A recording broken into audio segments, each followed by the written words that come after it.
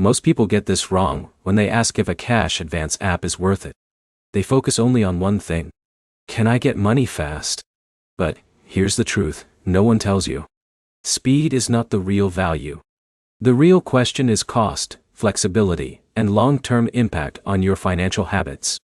In this video, we are breaking down whether Possible Finance is actually worth it in 2026, using real use cases, pros, cons, and who should avoid it completely. Let's start with what it is.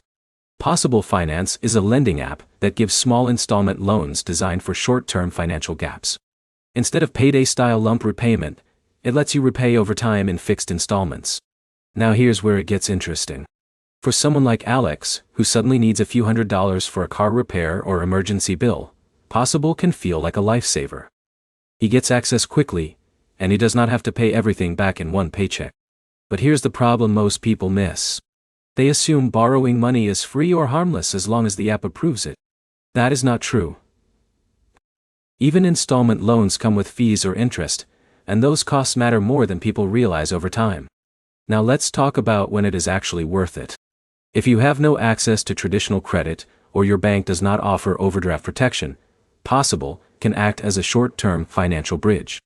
It is especially useful for people rebuilding financial stability, or dealing with unpredictable expenses. But here's the catch.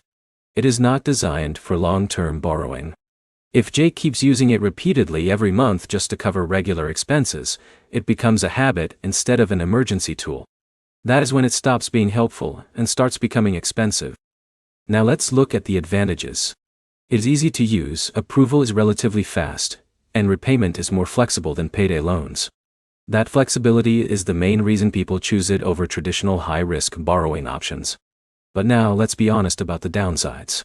Loan amounts are limited. Costs can add up if you are not careful. And most importantly, it does not replace proper budgeting or emergency savings. It only fills temporary gaps. Now here's where it gets really important. The value of Possible Finance depends entirely on how you use it. Used once, in an emergency, it can be helpful.